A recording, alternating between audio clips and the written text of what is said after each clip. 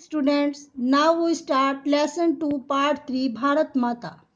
अक्सर जब मैं एक के बाद एक सभा में जाता तो श्रोताओं से मैं अपने इस देश की चर्चा करता, हिंदुस्तान की और साथ ही भारत की, जो जाति के संस्थापक भरत के नाम पर आधारित इसका प्राचीन संस्कृत नाम है। भारत का नाम भरत चक्रवर्ती के नाम पर पड़ा है।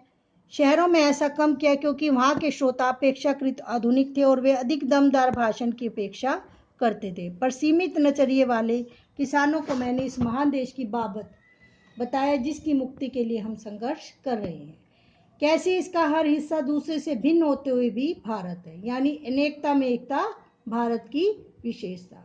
मैंने उन्हें उत्तर से दक्षिण और पूर्व से पश्चिम तक किसानों की सामान्य समस्याओं की जानकारी दी और उस स्वराज की भी जो कुछ विशिष्ट लोगों के लिए नहीं, सबके लिए, भारत के हर हिस्से के लिए एक सा होगा।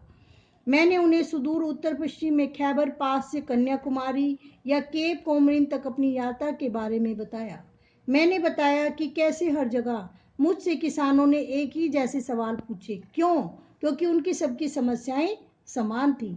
समस्याएं गरीबी, कर्ज, निहित स्वार्थ, जमींदार, महाजन, भारी लगान और कर, पुलिस के अत्याचार, और ये सब उस ढांचे में लिपटे हुए थे जिसे हमारे ऊपर विदेशी हुकूमत ने आरोपित किया, यानी अंग्रेजों ने इसे जबरदस्ती हमारे ऊपर लाद दिया। क्योंकि अंग्रेज एक निश्चित मात्रा में लगान लेते थे जमींदारों से और जमींदार अपनी मर्जी से किसानों से लगान मनचाहा वसूलते थे। साथ ही यह भी राहत भी सबके लिए आनी चाहिए। मैंने इस बात की कोशिश की वे भारत को अखंड, जिसके टुकड़े ना किए जा सके, मानकर उसके बारे में सोचे। साथ ही थोड़ा बहुत उस विराट विश्व के बारे में भी सोचे जिसके हम एक हिस्से हैं। यह काम बहुत आसान नहीं था, पर उतना मुश्किल भी नहीं था जैसा मैंने सोचा था। हमारे प्राचीन महाकाव्यों, पुरागाथाओं और दंत कथाओं की उन्हें पूरी जानकारी थी। इस साहित्य ने अपने देश की अवधारणा से उन्हें परिचित करा दिया था। इन लोगों में से हमेशा कुछ ऐसे भी होते थे जिन्होंने भारत के चारों कोनों में स्थित धार्मिक स्थलों की यात्रा की थी। कभी कभी जैसे ही मैं किसी सभा में पहुंचता तो मेरे स्वागत में अनेक कंठों का स्वर गूंजता था, भारत माता की जय। मैं उनसे अचानक प्रश्न कर देता कि इस पुकार से उनका क्या आशय है। मेरा प्रश्न उन्हें मनोरंजक लगता और चकित भी करता। उनकी ठीक ठीक समझ में नहीं आता कि वे मुझे क्या जवाब दें, और तब वे एक दूसरे की ओर फिर मेरी ओर ताकने लगते। मैं बार बार सवाल करता, आखिर एक हट्टा कट्टा जाट जिसका ना जाने कितनी पीढ़ियों से मिट्टी से अटूट अटूट जो कभी ना टूटे नाता है। जवाब में कहता, यह भारत हमारी धरती है, भारत की प्यारी मिट्टी। मैं फिर सवाल करता, कौन सी मिट्टी? उनके अपने गांव के टुकड़े की, या जिले की और राज्य के तमाम टुकड़ों की, या फिर पूरे भारत की मिट्टी? प्रश्नोत्तर का यह सिलसिला तब तक चलता रहता जब तक वे प्रयत्न करते रहते और आखिर में कहते कि भारत वह सब कुछ तो है जो उन्होंने सोच रखा है। इसके अलावा भी बहुत कुछ है। भारत के पहाड़ और नदियां, जंगल और फैले हुए खेत जो हमारे लिए खाना मुहैया करते हैं, यानी कि हमें भोजन प्रेफर करते हैं, सब हमें प्रिय है। लेकिन जिस चीज का सबसे अधिक महत्व है वह है भारत की जनता और उनके लिए मेरे जैसे तमाम लोग, वे सब लोग जो इस विशाल धरती पर चारों ओर फैले हैं। भारत माता मूल रूप से यही लाखों लोग हैं और इसकी जय का अर्थ है इसके जनता जनार्दन की जय। मैंने उनसे कहा कि तुम भारत माता के हिस्से हो, एक तरह से तुम खुद ही भारत माता हो। जैसे जैसे ये विचार धीरे धीरे उनके दिमाग में बैठता जाता, उनकी आंखें चमकने लगती, मानो उन्होंने कोई महान खोज कर ली हो। भारत की विविधता और एकता। अनेकता में एकता, हिंद की विशेषता। भारत की विविधता अद्भुत है, प्रकट है, वह सतह पर दिखाई पड़ती है और कोई भी उसे देख सकता है। उसका ताल्लुक शारीरिक रूप से भी है और मानसिक आदतों और विशेषताओं से भी। बाहर से देखने पर उत्तर पश्चिमी इलाके के पठान और सुदूर दक्षिण के वासी तमिल में बहुत कम समानता है। उनकी नस्लें भिन्न हैं, हालांकि उनके भीतर कुछ समान सूत्र हो सकते हैं। वे चेहरे और शरीर गठन में, खाने और पहनावे में और भाषा में एक दूसरे से भिन्न होते हैं। उत्तर पश्चिमी सीमांत प्रदेश में मध्य एशिया की गमक गमक चमक चमक तो है।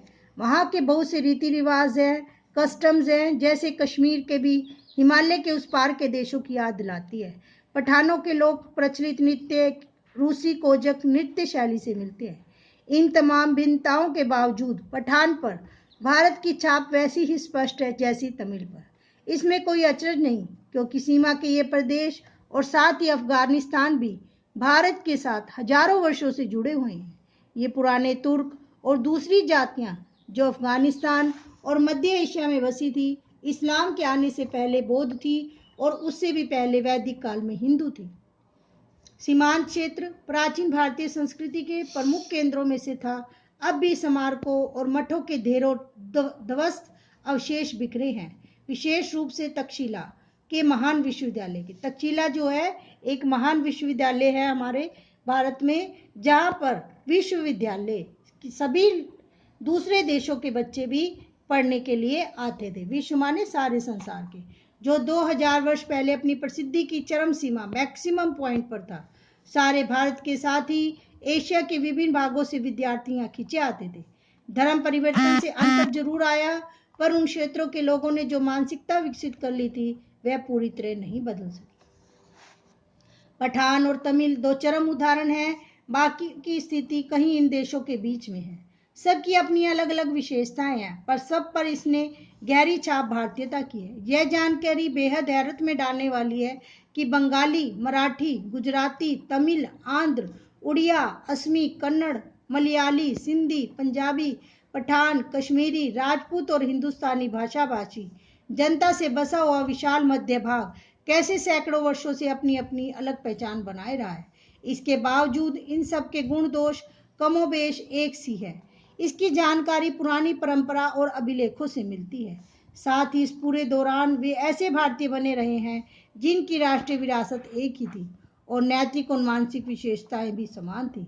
प्राचीन चीन की तरह प्राचीन भारत अपने आप में एक दुनिया थी, एक संस्कृति और सभ्यता थी जिसने तमाम चीजों को आकार दिया था। विदेशी प्रभाव आए और अक्सर उस संस्कृति को प्रभावित करके उसी जज्बे में हो गए। जब भी विघटनकारी तत्व उभरे, तत्काल उन्होंने सामंजस्य खोजने के प्रयास को बढ़ावा दिया। सभ्यता के आरंभ से ही भारतीय मानस में एकता के स्वप्न ने अपनी जगह बनाए रखी। इस एकता की कल्पना कभी किसी बाहर से आरोपित वस्तु या बाहरी तत्वों के विश्वास के मानकीकरण के रूप में नहीं की गई।